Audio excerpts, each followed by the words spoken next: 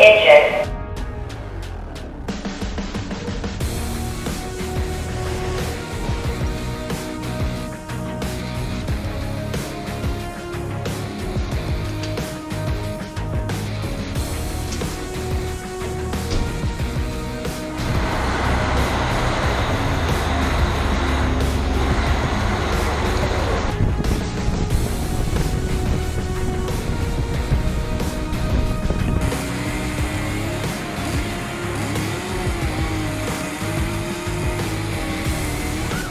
From Orchard to Bellevue, and then come back down to Bellevue. Engine 31, the foam blanket.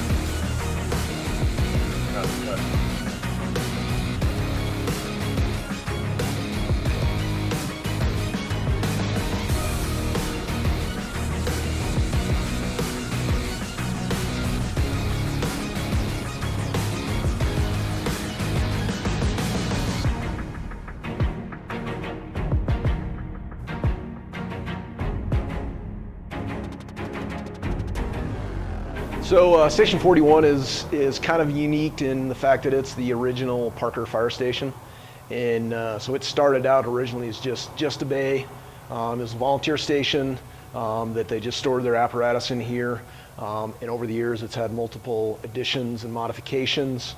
So initially started out as just the bay for the volunteers. Then when they started becoming having some actual paid personnel, they added on to the back of the station.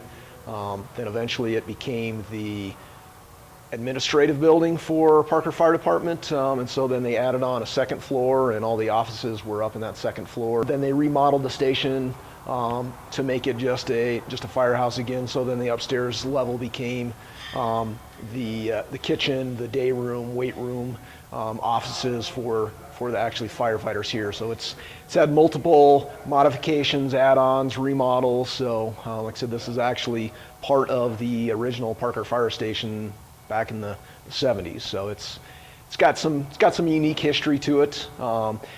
We have a very diverse area that we cover here in Parker, starting from downtown. We've got Main Street and all the commercial buildings all along Main Street and Parker Road that we cover, going out into Canterbury and the suburbs around it. We've got an area out here, Ponderosa Hills, that's unhydrated area, larger lots, 5-10 acre lots, a lot of wildland urban interface in that area.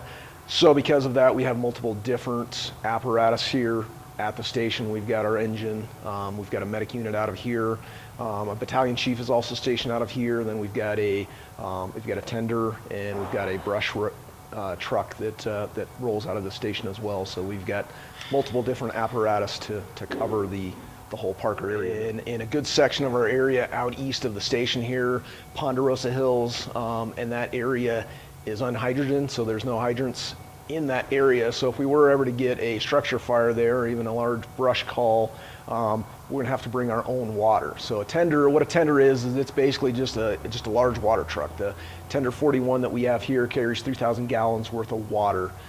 So we're essentially bringing our own hydrants with us. It's got a big portable tank on it, basically a portable swimming pool that we'll set up, dump all that water in there, and that allows our engines to draft that water, pull that water out of there into our engines and use those to fight the fires.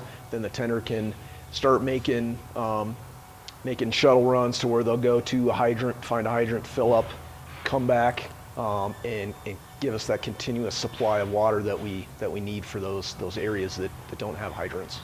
All the firefighters in South Metro are trained to fight wildland fires, and then we also have at South Metro what we call a wildland team, and those are a group of guys that have additional training, additional education, and additional experience. And so Station 41 here, and then Station 39 are our two primary wildland stations. So we have a Type 3 brush engines out of both of those stations. And so those are, they're kind of a cross between a regular brush truck and a fire engine. So it gives us a little bit more capabilities than just a specific brush truck. And We are dispatched to most of the wildland fires in South Metro's district, being that we're on the wildland team and we have, like I said, additional training, additional certifications, and a lot of guys have some additional experience. So we go to pretty much all of the brush fires in South Metro's district, kind of as a expert, if you will, in the wildland firefighting. So the first brush fire that was just south of Lincoln there along the path, it came in the afternoon, and we actually, both calls, we were actually out doing other things. When that one came in, we were actually down at the joint, which is just a little south of there. And that one there started just right along the path, right along the creek there, and we ended up having multiple rigs that showed up for that one. It was I think in final was a couple acre fire, so not a large fire, but there was definitely some potential there for it to spread fairly quickly, and there was a lot of cottonwoods, some pretty tall grasses along the creek bed there that it easily could have really got going pretty quickly. Sure. And could have been a pretty big incident. So we were able to jump on that pretty quickly, and based on the area that it was, we were able to get a fairly good handle on it. But we still were there for a couple hours doing some mop up. There was actually a few trees that we actually had to do some saw work and cut the trees down, and then mopping up all the hot spots. So we were at that fire for probably a couple hours. Yeah, I know. You do, don't you, Marty? Yeah. That's right. You was at the Ponderosa fire with us. Yeah, he was a big one. Yeah. I was. How are you, buddy? Good. Yeah. That's right. What's up? You're all right, Marty. You're all right, buddy. Marty's been. We met Marty several years ago. Actually, Marty lives just here in Parker at one of the apartment buildings. We actually ended up meeting Marty several years ago on a fire alarm, and Marty was actually the culprit of the fire alarm. He had some older kids in the apartment complex had dared Marty to go pull the fire alarm, so he did, and so that's how we ended up meeting Marty, and kind of from then on, we've developed a pretty special relationship with Marty, pretty tight bond. Marty pretty much every day will call the fire station and see how we're doing, see what's going on. And whenever he has days off from work, he'll usually come over and hang out with us for a few hours or most of the day, and we let him ride along with us if we got stuff going on. He can ride along on the fire truck. And Marty, there's been several guys here at the fire station that I think have had a really positive influence on Marty and on his life. And we've had guys that have helped him get jobs. Guys will take him out. We always have him over here at the fire station whenever it's his birthday, and cook him a meal and get him a cake, and we'll usually buy him something for his birthday. So Marty's become pretty attached to South Metro, and specifically to 41s and the crews here, and so all the guys here kind of look after Marty, and he kind of looks after us too. So it's a pretty neat relationship, and like I said, I think the fire department in South Metro's had a really positive influence on Marty, and he's had a big influence on us as well too. He's always happy, he's always excited to be here, and it's fun because he always reminds us that how good of a job we have, and how good it is to be a firefighter. So it's a pretty special relationship with Marty. All right. So then the second fire, we were just clearing another call, a medical call, kind of in the area, and we actually saw the smoke and called it in ourselves. That we had smoke investigation again, and as soon as we actually got in the rig and started heading that way, we realized that it was a brush fire. So we upgraded it to a brush response. And so when we pulled up on that one, it was quite a bit larger already than the first one, and it had got into a lot of the cottonwoods and some of the larger grasses right along the creek bed there. So our biggest concern initially on that was it was kind of going to the northeast, and there was a school kind of in that area. So the first our first actions from the people that got on scene was to ensure that we had the school covered so it wouldn't extend out into the school itself.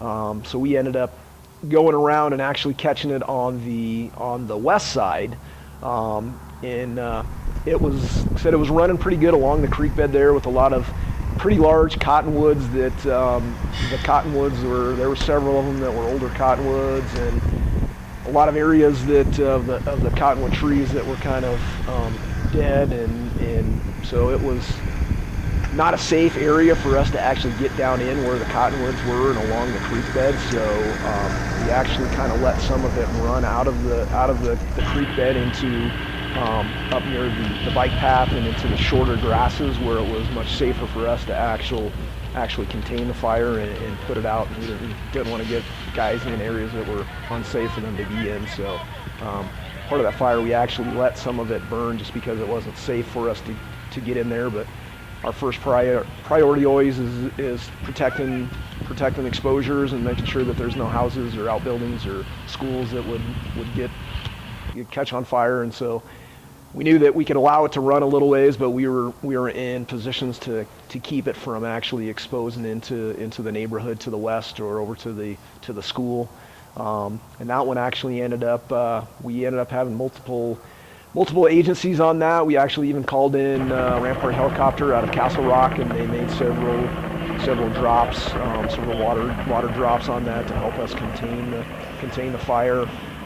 We did we did a bunch of saw work again. We also did some what we call firing operations. So we lit some fires that actually took out some of the unburned fuels that were in that heavy area that wasn't safe for us to go in there and actually put them out. So we actually just used fire to burn that area out. But we had rigs and positions to keep it from extending to the areas that we didn't want it to go into. Yeah, anytime we're out and about or when we're on duty, I mean, even if we're not on calls or we're not doing training or we're not doing maintenance and things around the station, I mean, we're always aware, we're always, looking for any potential issues, any possible problems. So when we're out and about driving around, and I think people see us out, we like to be out in the community a lot, driving around. Even if we're not on calls, we're always out doing pre-plans, doing different activities. So we're always out and about, and while we're out, we're always looking around, looking to see, and if we see anything, we always go investigate to figure out what it is, especially in the summertime when we're concerned about those wildland fires and wildland urban interface fires. Anytime we see what we appear to be smoke, we go check it out to see for sure what it is. Recently one of our other crews here at 41s, they had come outside to actually spin some weather for the summertime when it's warm, and we're concerned about the wildland fires. We keep good track of what the weather's doing all day long. They came out to spin weather and they smelled smoke, and so they went to investigate and had a townhome just across the field from us here that actually was on fire. And so they actually pulled the engine out of the bay here, and from our driveway pulled hose and put the fire out. So they were the first ones to see that fire and smell it. So we're always looking, we're always being aware of our surroundings and what's going on, and if there's anything that we're conscious about or we're curious about, we always go check it out and make sure that everything's all right, or there's not something we need to do.